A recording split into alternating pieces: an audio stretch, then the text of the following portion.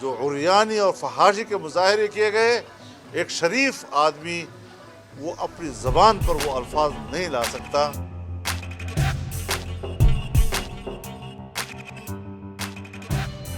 ہم واضح طور پر کہنا چاہتے ہیں، چیلنج کے ساتھ کہنا چاہتے ہیں کہ اب اس طرح کا کوئی مظاہرہ کوئی جرأت کر کے دکھائے تو صحیح۔ ہم عورت اور مرد کی برابری پر یقین رکھتے ہیں اور ہم سمجھتے ہیں کہ میڈیا پر مصنوعات بیچنے کے لیے عورت کو استعمال کرنا عورت کی توہین ہے۔ جماعت اسلامی خواتین ونگ کی پریس کانفرنس۔ اب ہوگی عورت کی تکریم، قوموں کی عزت ہم سے ہے۔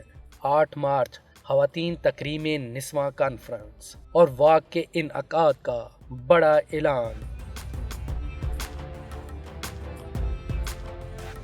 پریس کانفرنس کے دوران صحافی نے سوال اٹھا دیا کہ ایک گروپ کی طرف سے عورت مارچ کے نام پر جیسے جیسے بینرز آویزاں کیے جاتے ہیں، جس طرح عورت کا استحصال کیا جاتا ہے، اس حوالے سے آپ کا کیا موقف ہے؟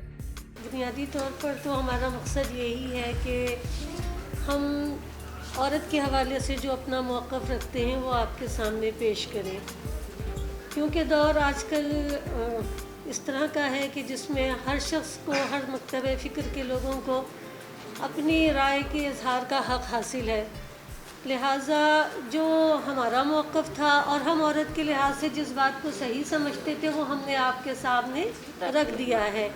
اور رہی بات یہ کہ وہ جو چیز رکھ رہے ہیں اس کے حوالے سے زیادہ اچھا یہ ہوگا کہ آپ خود ان سے یہ معلوم کریں کہ وہ کیا سوچ رکھتے ہیں، ان کے مقاصد کیا ہیں، ان کا دیا ہوا پروگرام کیا ہے، اور پھر اس کے بعد آپ رائے قائم کیجیے گا کہ اس میں بہتر کیا ہے اور کیا عورت اور مرد اور خاندان اور معاشرے کے لحاظ سے کون سا طریقہ کار اور کون سا پروگرام ایسا ہے کہ جو انسانیت کے لیے بہترین ہے۔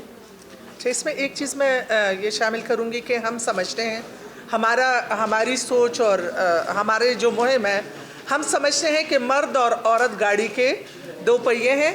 زندگی جو ہے نہ کسی مرد کے بغیر چل سکتی اور نہ کسی عورت کے بغیر، تو ہم ان کو اکائیوں میں تقسیم نہیں کرنا چاہتے، اور جس طرح ہماری بہن نے کہا کہ ان کا موقف اگر انہی سے جان لیا جائے تو بہتر ہوگا۔